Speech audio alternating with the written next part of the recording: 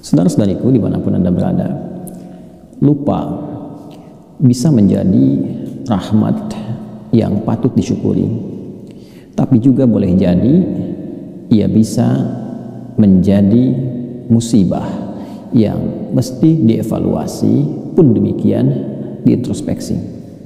Sisi yang kedua, ini banyak yang dialami oleh saya, Anda, atau bahkan kita dalam menjalani aktivitas kehidupan yang kita titi. Lupa terkadang bisa menyebabkan seseorang berbuat maksiat.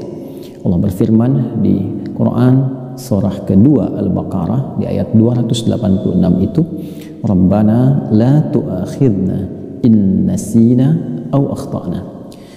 Di antara sekian doa yang dianjurkan kita memanjatkannya kepada Allah, ya Allah, mohon jangan hukum kami bila pun kami pernah lupa, dan dengan lupa itu kami berbuat salah. Tidak sedikit kesalahan dibangun dari sifat lupa. Orang berdusta bukan karena tidak tahu bahwa dusta itu salah, hanya saat berdusta dia lupa bahwa itu keliru. Orang yang bergosip bukan tidak tahu kalau gosip itu tidak baik, hanya saat ia bergosip ia lupa bahwa itu keliru. Lupa yang menjadikan seorang terjebak pada perbuatan salah bahkan dosa, itu lupa yang diinisiasi dan diwaswasi oleh syaitan.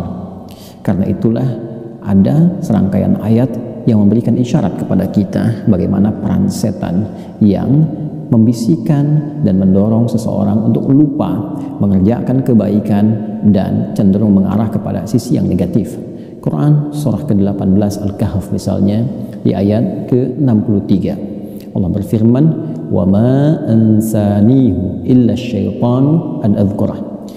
Allah menyampaikan firman-Nya tentang asisten Nabi Musa alaihissalam yang kelak dikenal dengan nama Yusha bin Nun, ketika ia terlupa dengan isyarat Musa alaihissalam dan mengatakan, dan tidaklah aku lupa ini kecuali setan yang mengarahkan aku untuk melupakan jalan-jalan kebaikan yang telah diisyaratkan itu. Ada lupa yang sifatnya juga bawaan dalam aktivitas kehidupan kita. Lupa bahwa saya sedang berpakaian hari ini. Lupa kalau pesan itu belum dijawab. Lupa kalau kunci mobil tadi ditaruh di mana. Terbawa dalam aktivitas keseharian. Bila mengarahkan kepada yang negatif, tetap ada peran setan di dalamnya. Al-Quran memberikan solusi kepada kita bagaimana seseorang bisa menjaga ingatan dengan kuat dan terhindar dari sifat lupa, atau bahkan mengatasi lupa dalam aktivitas kehidupannya, sehingga saat belajar ia tidak mudah lupa, saat menghadapi ujian ia cepat ingat materi yang dihafalkan, saat ia menghadapi persoalan-persoalan kehidupan dia ingat bagaimana solusi-solusi yang bisa dihadirkan. Quran surah ke-18 Al-Kahf di ayat ke-24 itu Allah mengajarkan kepada kita tentang cara bagaimana mengatasi lupa. Allah berfirman, a'udzubillahi minasyaitonirrajim, bismillahirrahmanirrahim, wadhkur rabbaka idza nasit, wadhkur rabbaka idza nasit, dan berzikirlah, ingatlah kepada Allah Subhanahu wa taala, Rabb yang merawatmu, memeliharamu, memberikan perhatian kepadamu. Ingatlah Rabbmu ketika engkau lupa. Wa qul asa an yahdiyani rabbi li aqraba min hadza rasyada.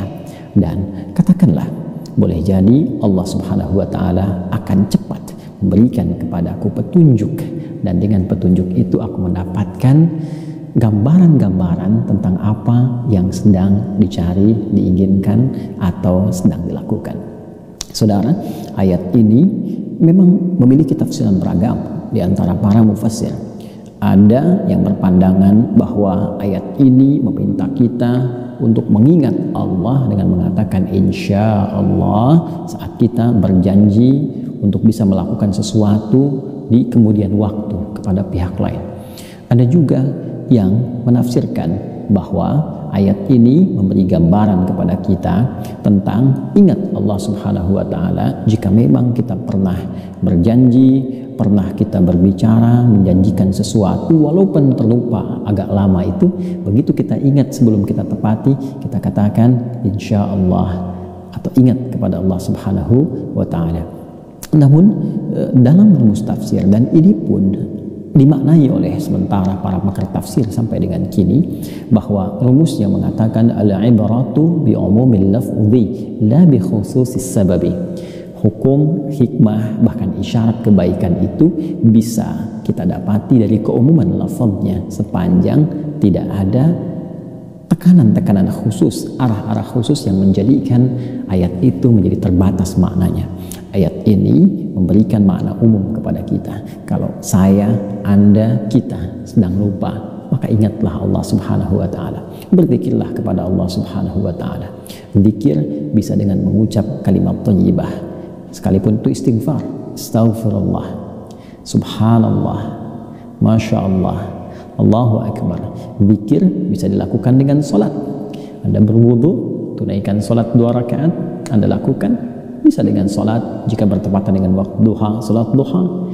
Jika tidak ada waktu yang khusus, bisa Anda jadikan solat untuk solat wudu, lakukan solat 2 rakaat.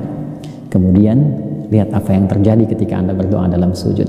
Umumnya ada sebagian ulama yang menggunakan rumus ini ketika mereka mendapati lupa dalam hal-hal yang tengah mereka kerjakan. Zikir artinya mengingat Allah. Lupa pada kebaikan datang dari setan. Ketika kita menghadirkan ingatan kepada Allah, maka berlarilah setan meninggalkan kita, dan dengan itu lupa boleh jadi hilang dan ingatan kembali kepada kita.